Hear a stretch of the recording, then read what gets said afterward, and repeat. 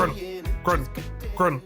The rhythmic thump of Pryleman legs vibrates all across Grun's courtyard, making a slow, gentle sound that sounds oddly like the courtyard's namesake. This ceramic circle is surrounded with columned walkways, embedded with roping greenery, and dotted with dozens of rotund stone automatons with vines connecting each appendage together like muscle. Now, each of these Prylemans moves with a different purpose, a different company, a different urgency across this communal ground, which serves as the centerpiece for the Grun Module, a floating residential district. From over the edge of the courtyard, across the open sky which whistles a quiet, peaceful tune, dozens of other floating communities can be seen. A sphere, a star, a diamond that would look like a pyramid if half submerged underwater. All of these connected to one another by a network of interlocking tubes. Jessar, you are sitting at the edge, extending the round ends of your stone legs as far over the open sky as the plexiglass barrier will let you, and watching in glee as small birds dance on the other side. It is many years before the quest friends would have their first encounter with the kingdom, but you aren't aware of that at all. Instead, you're just relaxing. What are you up to today? Okay, Jessar, I know how you work. What responsibility are you shirking right now? I'm not shirking anything. You see, I'm a watcher. I watch the skies for, trouble and stuff and birds. Sometimes they're one and the same. Exactly. Pryleman Watchers, what is the marking that they have? It's a band like the sky, like a long band on the upper part of the shoulder, as if it was the sky. Okay. And you're watching, doing your job. Very important job. Mm-hmm. Very important. Have you seen these birds before? The birds I'm looking at right now? Yeah. Well, I mean, that's hard to say. I see so many birds, but I hope they're my friends. Oh yeah. I mean, friends are good. There's so many friends all around. It's one of the nice things about being here in the Grun district, because this is where everyone goes to relax. Oh, wait, you're looking at everyone else and not at the sky again, aren't you? What is around me? Well, as you look around, you see a few pebbles. That's what I'm going to call Pryleman children. They're pebbles. Oh, I love it! You see a few pebbles running around playing games. They're playing, Hacky Stone.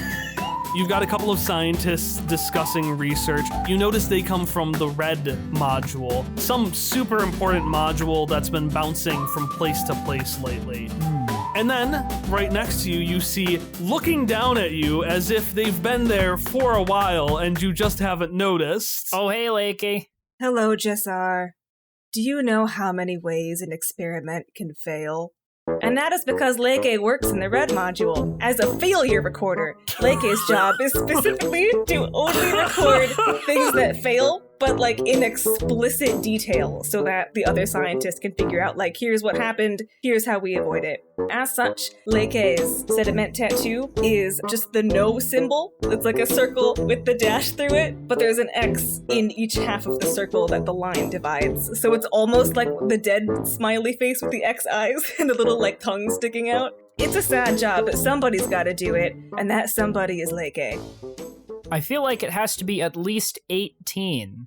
That's a good guess, but it's wrong. Oh. Like all my experiments. Oh, as you say that, Leke, you look down at an object you have in your hands. The best real-world equivalent right now would be is it looks vaguely in the shape and purpose of a coffee mug. Except in celebration of your new role, Jessar got you this as a gift because it's not just any coffee mug. It's a coffee mug that has a cheesy line on it that is misspelled and grammatically incorrect. It's just a failure of a mug. What does this mug say? It says coffee, but it's spelled Coughee.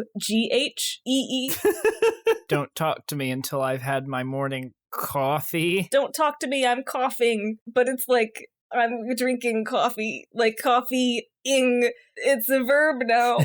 This is getting very far away. So I'm going to take this back. It's not misspelled. It's not grammatically incorrect. It is just an extremely forced pun, which is anyone who said that in a crowd can attest, is the biggest mistake you can make. Yeah. That's fair. Well, I don't know if this will make you any happier, but I found this really cool oh, it's gone. Oh, I'm sorry. was a really cool cloud. It made me think of you. I'm used to disappointment. That's okay. Anyway, what brings you all the way out here? Leke stares into the distance. They told me to take a break. That bad, huh? Leke just nods. Everything's that bad. Well then, I'm gonna help. Let's take a break. We're gonna take a break that way. And Jessar gets up and just sort of like puts an arm around Leke's shoulder and just points. Let's start here. That's as good a starting point as any. Adventure and relaxation awaits us. So you make your way further into the Groon module. It looks like a cork in a wine if you stuck like one of those curly wine things in it. A wine bottle opener? Yeah, wine bottle opener. So basically what it is it is a circle on top and then is kind of a spiral leading down, like a parking lot ramp. Yeah. And like there are little bubbles off of the spiral. They're like courtyards, spherical courtyards. And in one of them, you see a couple of, Hallie, give me an age range. 17 to 24. Okay, you see a couple of college-aged kids playing some sort of game in one of the courtyards. Oh, you'll love this. So the game is called Stop. There's a knife in my hand. Now, I should probably start by saying there are no actual knives in hands. Instead, you take this, like, it's basically like a stick, and you try and fling it through this hoop we stick in the ground, and someone tries to block it. The rules can get a little bit more complicated when there are a lot of players, because the teams get picked in a very interesting sort of, you know what, you like math stuff, right? I never quite understood the rules for team picking, but I'm sure one of those kids will be able to show you. Come on. Okay. Leke is uncertain, but does not want to diminish Jessar's enthusiasm. So, Leke, you follow Jessar. How do you do, fellow youths? Jessar says while waving an arm in the air. You follow Jessar into this courtyard, and then stop! There's a knife in my hand. But there isn't. No, be cool, Leke. Play along. The first rule of improv, no. It's part of the game. Nah, pal. They're cool. And you see this robot who has these markings. That's basically, it's all black around their arms and around the side of their body, and then two little points stick out next to their face. What I'm saying is that their markings look like a leather jacket with a pop collar because they're the greaser roll. Because every society needs at least a few delinquents. And like, this is their job. Like, they got a tattoo for it. They were like, you get to be the delinquents who play I've got a knife in my hand. What's your name, friend? I'm Tobias. Was he talking to me or to you? I think he's talking to you. Oh, my name's Jessar. Jessar Rosen. Super cool. What about you, Mugbot? Leke is confused by the moniker and furrows their eyebrows a little bit, holds up their mug, looks into it, and then lowers it. I don't really know. That's all right. Don't need a name to play some stop. There's a knife in my hand. Come around, everyone. It's time to pick teams. I'm going to start, and I'll pick Mugbot. That's me. It is you. So I need each of you to roll, and don't tell me the answer. Just, if it is over 10, you will be on the winning team. If it is below 10, you will be on the losing team. And what I want to do is I want to announce this. So a game breaks out of stop. There's a knife in my hand. The game starts. Tobias throws the stick. He passes it on over the Lakey. Lakey, confused. They catch it, but they're kind of used to just like going with it and figuring out what to do in situations with very short notice because things explode around them a lot. So Lakey's got the stick, and they were explained the rules beforehand, and they're really, really good at remembering rules. So they remember that when you pass a stick, you can hold on to it for no longer than 8.4 seconds. But if you manage to hold on to it for exactly 8.4 seconds, you get an extra 10 points to your team. So Lakey does this and then throws it to the nearest teammate. And Cassandra takes it, but is body checked by Beatrix, who runs long and slides it on over to you, Jessar. Jessar is going to make quite the steal here, and Jessar has always been quite good at nailing the shot into the hoop. Jessar does like a slide on her knees underneath like a tackle from another machine and then just flings it like a javelin through the hoop. Super cool! 8 points! And so the game goes on long into the day, into the afternoon. The sun is setting as the final stick falls into the hoop, and with a final score of 1,320.2, Team Blackstreet Barbers wins. All right, tell me your roles. Who is on Team Blackstreet Barbers? I was. Leaky was. We're on the same team. Plot twist. Wow, Leike, you did so well. Oh, thanks. It felt good to succeed. You were great out there, Jessar. Aw, shucks, thanks. And Jessar's gonna do like the anime back of head awkward rub. And so greasers gotta grease. Don't know what that means, but they gotta do it. So everyone heads out. The sun is starting to set. It's getting to be a nice orange. And as it sets, you just start walking around and you start talking a little bit about what you've really been up to lately. Leike, do you think we're going to be okay? Leaky furrows their brows a little bit. My opinion is biased by the very nature of my work. I only see the ways in which things fail. I mean, I try to live my life being happy and all, but sometimes I just get a little bit afraid, wondering when that thing is going to come back, if any of our plans will work out. I don't even know what we're really building to fix it, but I hope it'll make everything better. I'm sorry if I made things kind of weird now. It's scary to watch the skies for that thing coming back when I know if I see it, it'll probably mean that's the end. That's the last time we ever get to take breaks or go on adventures or play knife in the hand. I'm sorry. This was supposed to be a relaxing day for you. It was. I had never played Stop, There's a Knife in My Hand before, and I had fun. And I am glad that I got to take a break, but I'm glad to go back now so that people can still keep playing Stop, There's a Knife in My Hand.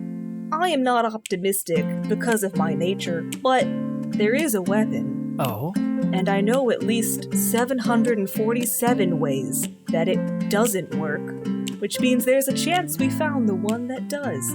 I guess that'll have to be good enough.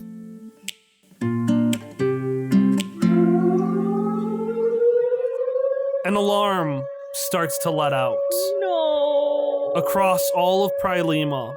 The alarm does not say words, it does not give instructions, but every single Prilema knows what it means. This thing, made of glass and spider, has found you.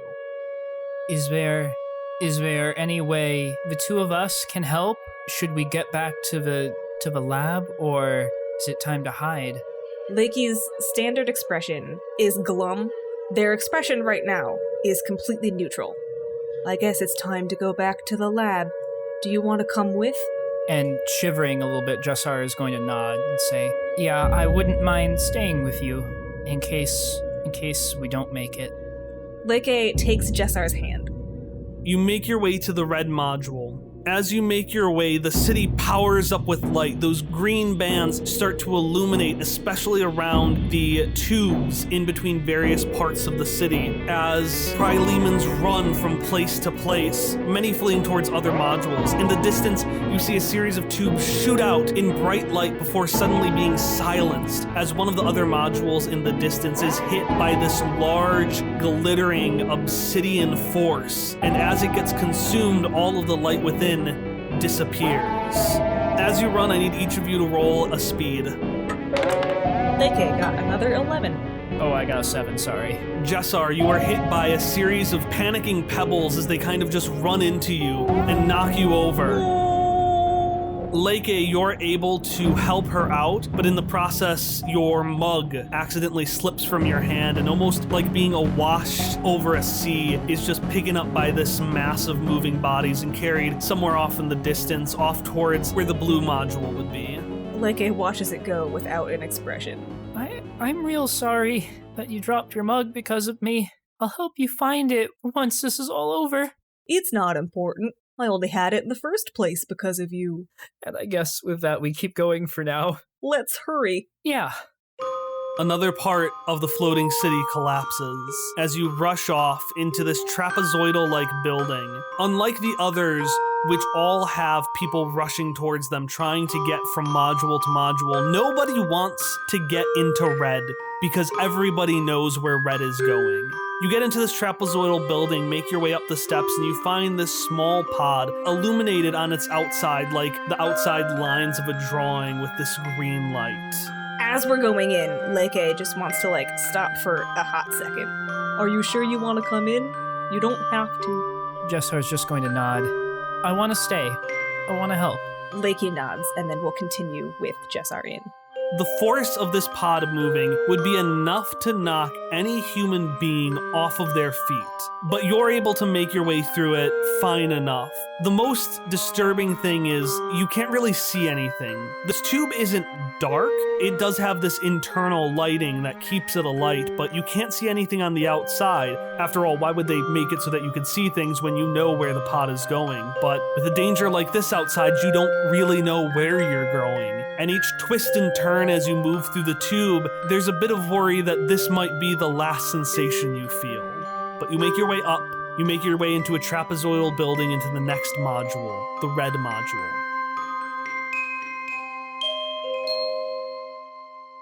This module is a large cube that's split into 3 different departments. There's one on your left, one on your right, and then one stretching forward. Which one are you running towards?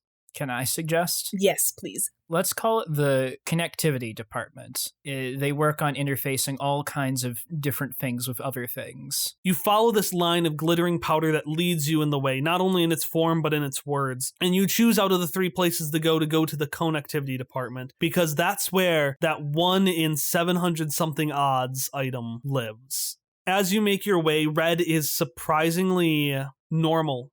It's smaller than usual. Some Prilemans have left their post, and in the face of something like this, it's kind of hard to blame them. And the rest are acting as if they were doing their regular jobs, because in the face of this, that's all they can do. Although there is a quiet understanding that this is not just any other day. As you get through, you walk up to this massive door that lights itself up with green lights and moves to the sides. You run inside, you see a series of items, and then in the center of the room, you see standing on this pedestal, this long, thin spear with a dull, prismatic tip and various ropes extending out of it. So, is this that 1 in 700? Leke nods, and as they go to pick it up, they'll move one of the ropes a little bit, just tweak it a little bit, and then say, there was a similar thing that didn't work in that configuration. I haven't tested this one yet. Well, guess no time like the present. From the outside, you start to hear scraping, and you hear as more pieces, as more pieces of the city start to fall, because you can't hear that. You can't hear Prilema anymore. You can just hear the glass, and as the glass gets closer, you can hear the skittering of some small, many-legged thing as well. Jessar is gonna take Leke's hand for a bit, squeeze it, and say, so, where do we have to be to use the thing? Leke will point to an elevator, as close to it as we can get. She'll nod and head for the elevator.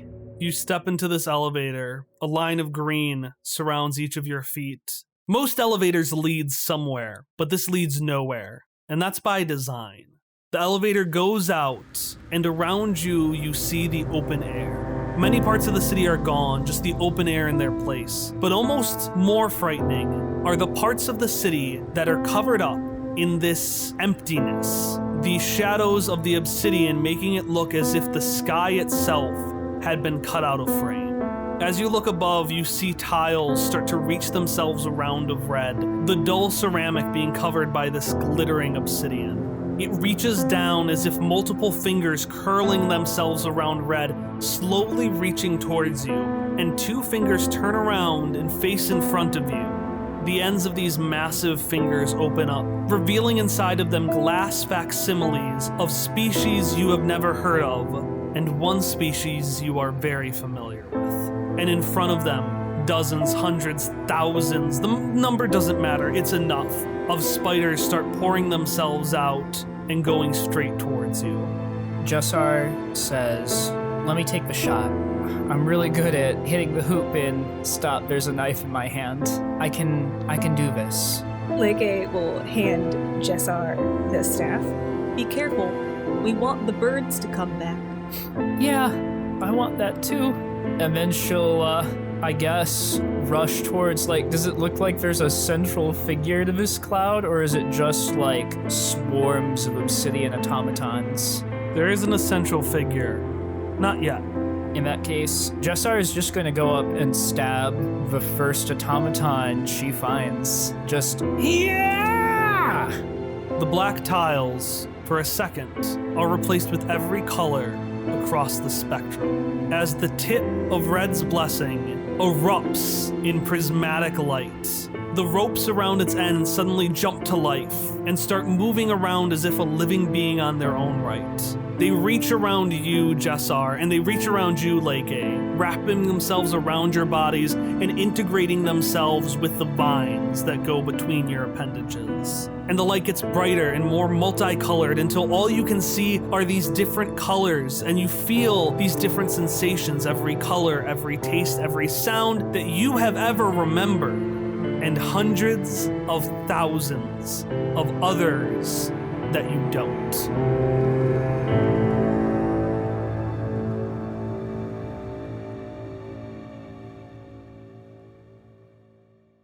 Hello and welcome to the announcement break for Quest Friends episode 64, One Neon Night Part 6. I am Kyle, your GM, and our intro and outro song are Friends and Hitoshio, both by Miracle of Sound. For today's announcement break, I got a few big things to talk to you about. The first one is our 3rd year anniversary. In 4 days, on Friday, September 25th, Quest Friends will be turning 3 years old. And to celebrate, we're going to do the same thing that we've done the past couple of years, and we're going to have a Q&A stream.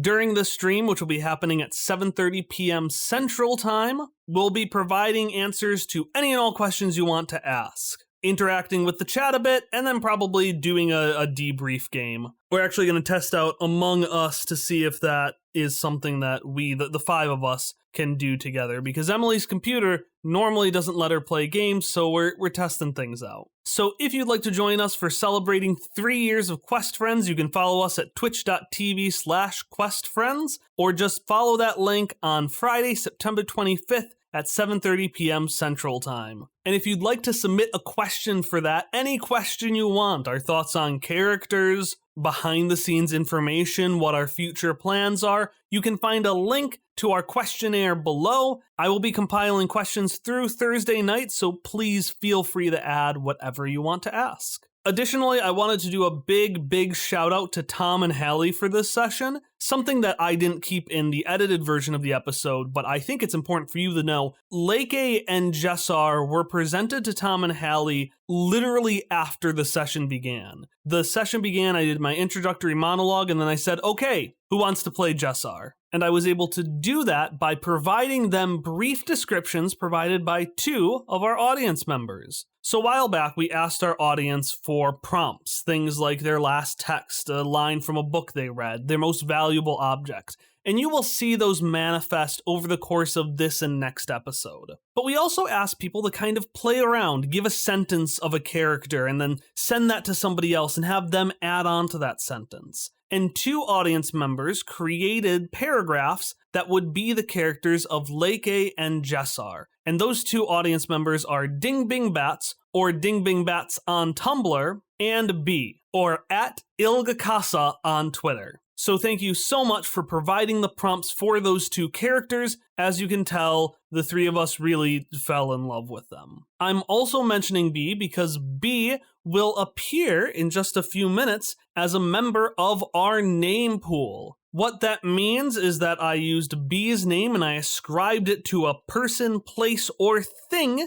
in the Quest Friends universe. If you would like to be part of the name pool, just tweet or Tumblr out about the show using the hashtag QuestFriends. And if I am in need of a name and your name or username fits the bill, you may just hear it in a future episode. Okay, 2 more quick things. The first thing is that speaking of characters, I've actually started compiling lists of notable names and linking them to each episode, starting with this one. So if you follow the description below, you'll find a link to a Google Doc where I put the names of important places, objects, and characters that are mentioned in this episode and a brief description of each. And I'm going to be doing this for every future episode. I just know that sometimes we throw a lot of nouns your way, so I want to start putting this in future episodes so they're a little bit easier to follow. And then finally, for anyone who from our 2020 survey had gotten a sticker or book reward, I would have emailed you if that was the case. That has now been mailed out. So if you don't receive that in the next couple of weeks, let me know. All right, that's all I've got for you today. Our next episode will be releasing on Monday, October 5th. But if you'd like additional content before then, you can find stories, artwork, and behind-the-scenes insights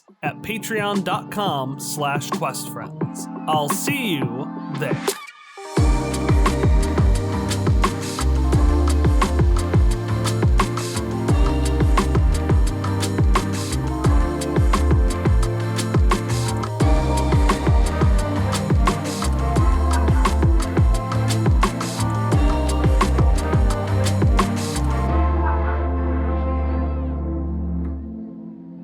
Many years later, we are back in Blue. We are in the quote-unquote present day, or at least the present day of the podcast. Hop, Xoc has just sat down to talk to the nano spirits and try to figure out if he can far step across. What are you doing while Xoc's having this communication that you can only hear half of? Like when you're in that awkward situation, like you go to college for the first time and there's always that person that's arguing with their significant other on the phone. Yeah, I was that person in college. So thanks for bringing up that memory. So Hopper's not gonna leave, obviously. He's trying to give Xoc some private phone call space while not wandering too far. But he's poking around. So they determined that the tube was broken to the Coachman's Tree area, which is where he really wants to get to. The tube is broken and the pod is not powered on. Yeah, we just can't really get it. But he's poking around to see if there's any writing on the walls. He won't be able to read it, but he can be like, Xoc, please translate this for me afterwards. He's looking for cool stuff. He thinks everything here is cool. He's just really happy to be on an archaeological dig. All right, so you're poking around, and at one point you hear a little tink of stone beneath your feet as if you accidentally kick something. I look down. What did I kick? You see what looks like to be a little fossil. Do you pick it up? A little fossil, yeah. Yeah, you pick up this little fossil. It's this thing made out of maybe ceramic. It's tough to tell because, of course, with fossils, you can only tell the indentation, right? Yeah. But from what you can see of it, it looks like it was just a little, like a mug. I swear to God, Decker, the second you were like, ceramic, I was like, no.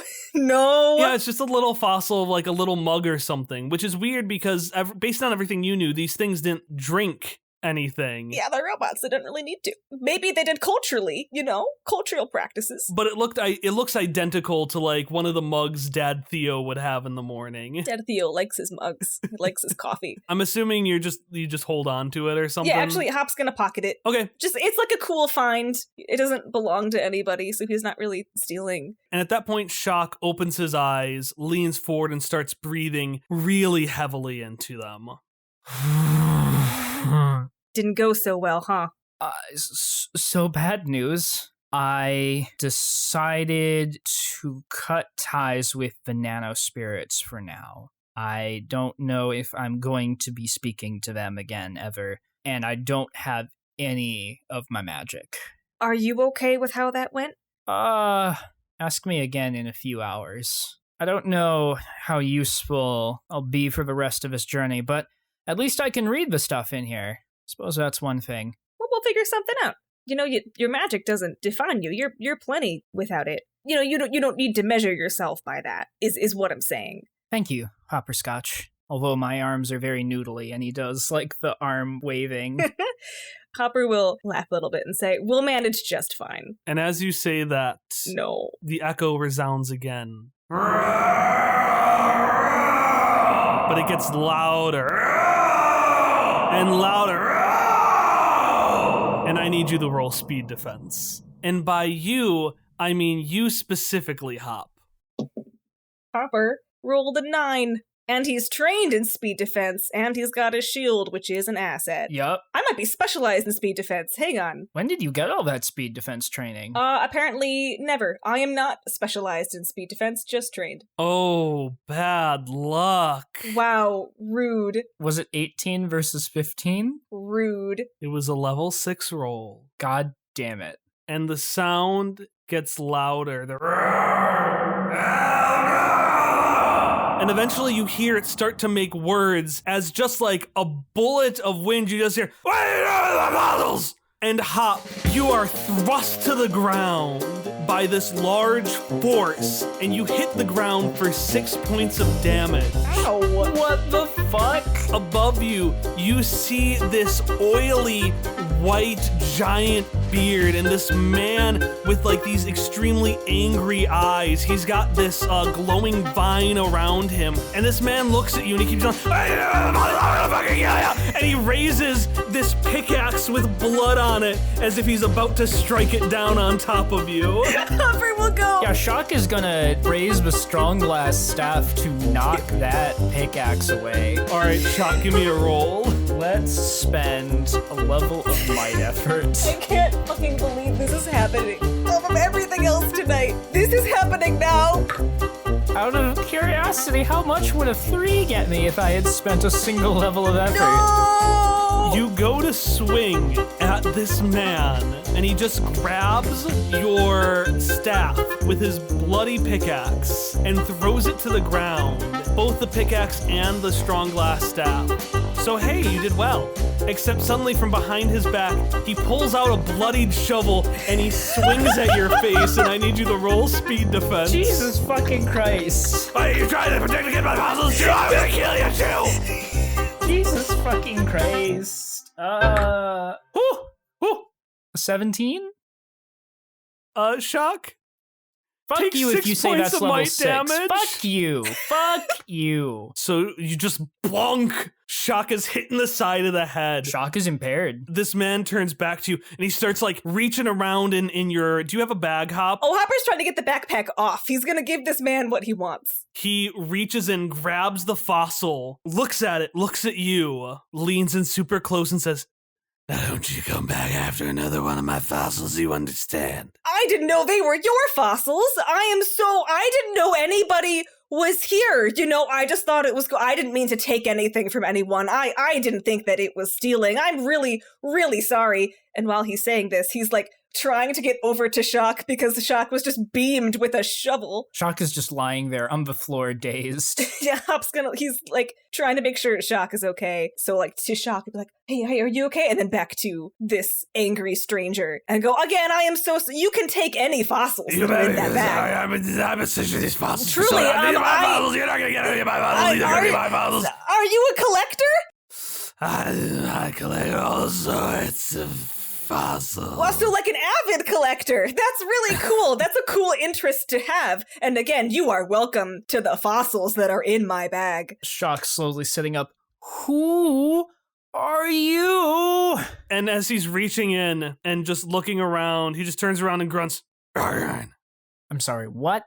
Ragain. Is that how you pronounce it? This is Rock Ryan." "Yeah, Ryan." And this man, who I guess his name is Rock Ryan, just grunts in response to this mysterious voice. Rock Ryan. I'm Hopper. Hopper Scotch. It's nice to meet you. For being out, say hello. Sorry, I didn't catch that. Oh, I'm sorry. He told me to say hello, but I could not remember the words. And suddenly, one of the vines on his shoulder just extends out. It looks like one of the vines that had been alive around from last time. Mm-hmm. And extends out and it raises towards you like a perched snake. And this beam of green light, the same green light you had seen around, moves its way up and along the vine and perches on the head, almost as if it forms two eyes. And they, because this character uses they, them pronouns, they look down at you and say, "My name is B. It is nice to meet you, Hopper." It is nice to meet you too, B. And Rock Ryan, last name not identified. Hey, Russell. Rock Ryan, last name still not identified. I am Cubo, and this is Hopper Scotch and Xoc. Oh, well, it is great to meet both of you.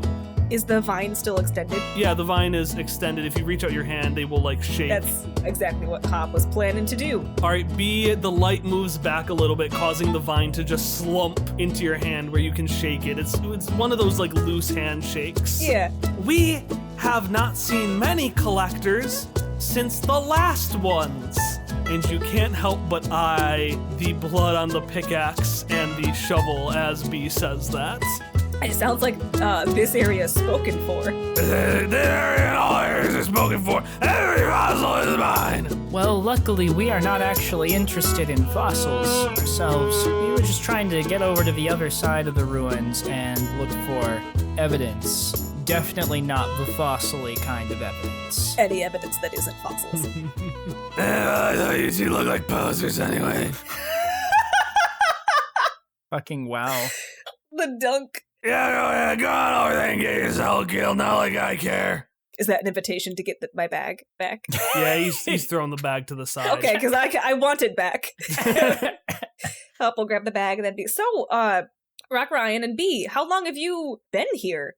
Let me interpret. Let me interpret that. Rock Ryan does not know how long he's been here. I have always? Yeah, I found this thing on a piece of like vine, whatever, and it glowed and helped me get around the facilities. I thought it was pretty helpful or whatever. From what we have seen, from what Hopper and Xoc have seen, is it clear that B is a Praelemon robot? B is not a Praelemon robot. B is literally a vine wrapped around his neck. Oh, I'm sorry. I thought B had vines on them. No, B is a vine wrapped around Rock Ryan Shank's fossil. I gotcha. Very similar to Misha's scarf, except B, there seems to be this symbiosis between the vine and this glowing light inside of it. Okay. So, living here isn't a problem? Like, you can get around and open doors and that kind of thing? Yes, it is no problem at all. Unless, of course, we run into the preserve. The preserve ain't shit, ain't a big deal.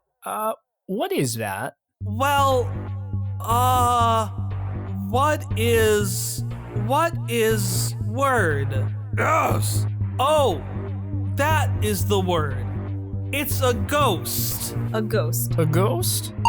Ghosts, or incorporeal enemies, tend to be remnants of long-lost bad memories that stick around the place in which they were incurred.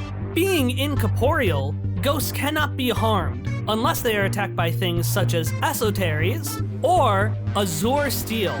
Luckily, Xoc has... Oh. I do not. But LEB has... But she is not here. Oh. Ghosts cannot be fought and should be run away from. That is, not wrong. Correct. That is correct. The preserve is a ghost, and it is also an avid collector. Oh, so I assume that you have crossed paths then. I mean, you just said that it was the only trouble you had navigating around, right? What does the preserve, what does it guard? Where does it hang out? The end of the vine starts tapping partway of the middle as if like someone pointing to their head. Think. And B says, the preserve, it is not encounter. Encounter happens not always. The preserve is, not always chasing. And B extends out as if they've realized something very correct. The preserve is always chasing. And suddenly you hear another growl. But this one isn't angry and like, "Rah!" This one is quiet, whispering, a gentle demand, saying things such as, sleep more, Weeding out the weak. I did, thanks.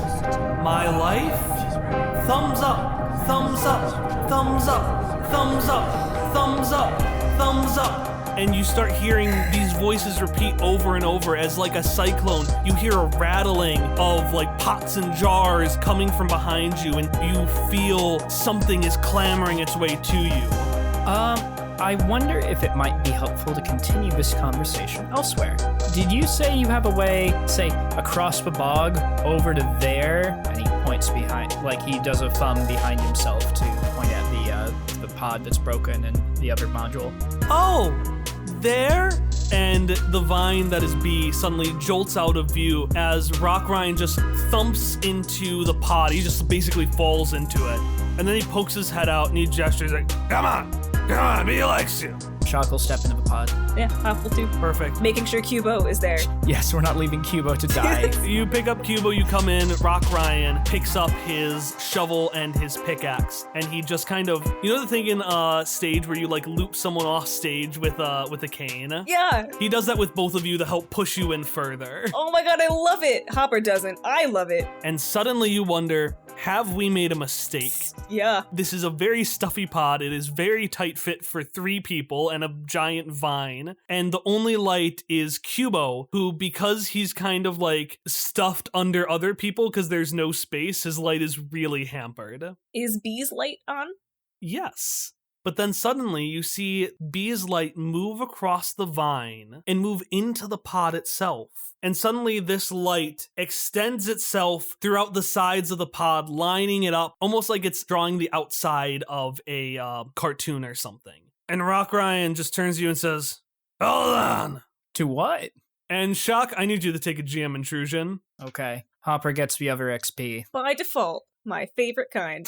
Each of you roll me 2 rolls. One is going to be might defense, and the other is going to be might defense. So they're both might defense, okay?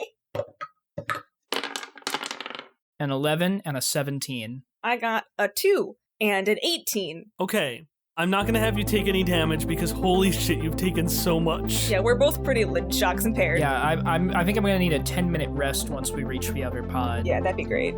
Both of you are just thrown to the back of the pod as it just rockets forward. It feels as if a rocket had launched. You know the kind of G-force you get with that. But in a second, you just hear Rock Ryan, who has taken his pickaxe and embedded it in the wall of the pod to hold on to, is just laughing at you as you've fallen back. I think at the noobs. Fuck you too, Rock Ryan. You just feel a lot of things. In the flashback, it was a very deliberate back and forth, you know? As Jessar and Lakey were being thrown around, they were being thrown around as if they were moving from place to place deliberately.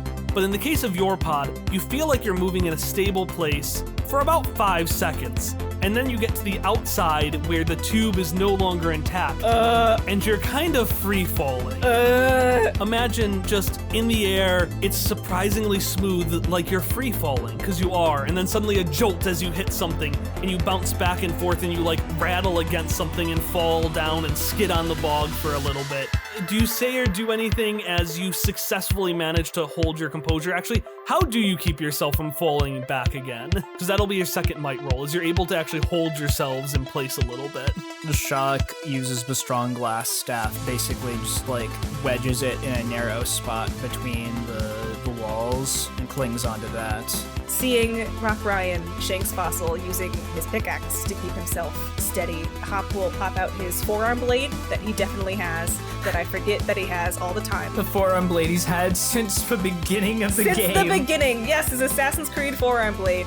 He will use it today to keep him steady in the pod. Okay, and we from the outside can see the pod shoot out into thin air. It hangs time for a little bit before falling further and further down, but the very deliberate network of tubes connecting the modules of Prilema are now more of a tangled knot when they all crashed on top of each other. So you fly out, and then the pod falls down into this network and actually slides in between 2 tubes, going down that pathway a little bit it jolts back and forth. It actually hits the side of some of where you wanted to go, some of that coachman's tree area. It just slides by for a second. We see a bit of from the inside of what looks to be a mysterious lab with mysterious equipment. Oh. We just see as the pod slides by, and it eventually gets back into a bit of tubing. But what's more interesting is behind it, we see a series of fossils. These fossils are moving about, but they're not just a coffee mug. You see a small stuffed animal. It's like a teddy bear, but it would have been made out of stone. You see notebooks that used to be filled with glittering powder. This weird, cheap-looking instrument that long ago would have had these adhesives on it, these like tacky stickers, the equivalent of. All this equipment you see moving in a torrent of like anger and malevolence, reaching out, forming the shape of what it needs to do, hands when it crawls, eyes when it needs to see. And as the pod flies out into the air, reaches out and attempt to grab it and misses. And as it misses and it reaches further and further, it chases after, but when you get into the tube, it hits it, and some of the pieces fly to the side. And instead of pursuing you, the rest of the preserve sweeps back and grabs those fossils, returning it to its mass. Meanwhile, the pod slowly stops. The side door opens, and the green light returns to the vine. So Xoc is gonna stagger out of the pod and just say, that's handy. Handy? Human slang I picked up. It's very useful that you can use the technology of this place. And at the same time, B and Cubo go, "Oh, that is very useful to know. I will be sure to remember this. Although that is a rather peculiar ability. How did you acquire it?" I have always had it. Are you Stratic Life B? Stratic. Oh, you don't deal with any of that now nonsense over here. Fuck Nano, they're complete nonsense. Agreed. Do you have any memories before you were a vine? Well, no, but I'm not good at remembering. I don't remember, like, the preserve. Mm-hmm. That's okay. I have a good friend who's had forgotten a lot of things as well. And it's a little overrated. And also categorization, unimportant. Total bunk. I agree, Hopper says, finally emerging from the pod. He needed to take a second to collect himself, so when he does, he pops up and his hat is like sideways, and he fixes it. And as you get up, Hopper, suddenly with a swish, you like are stopped in your tracks. It's almost like a sword being put like an inch away from your face. The shovel is put at your face, and Rock Ryan stares at you and says, "What are you doing here?" Well, we're here to find two things. We are here to find some evidence to help out a friend, and we are also here to find something called Red's Blessing. Have you ever heard of it? That sounds like a fossil to me. I don't think it's a fossil. It's definitely not been fossilized. Can confirm.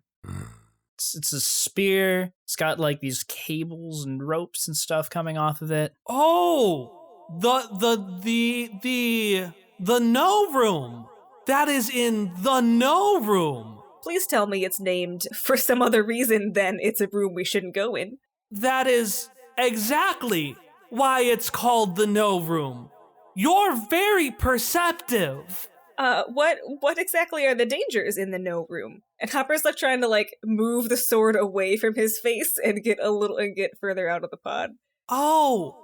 That's where the preserve lives. But I can't get in there. There's no way you can get in there. Well, we've been known to have some very resourceful ways. Maybe if we work together, we've never all been together before. You know, maybe through a team effort, we can get in. That's true. I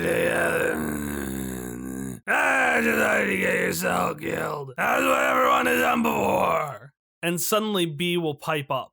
Everyone, Rock Ryan. We've only seen one individuals go in there. Everett. But as a group, and Rock Ryan goes, and he thinks about it, and he strokes his beard, and just bits of the oily like dirt gets on his hands as he does it. Yeah, let me have all the other fossils, right? Any fossils we find belong to you. Mm-hmm. And he extends his hand out towards you. Xoc will shake that hand. Hop is a gentleman. He'll also shake that hand. All right, so Rockbrine extends his hand, Xoc takes it, Hop takes it as well, kind of puts his hand on top, and then you see this glowing vine thump their hand on top as well. Cubo is also here. And the vine just says, "It is agreed. We will team up, and we will not die."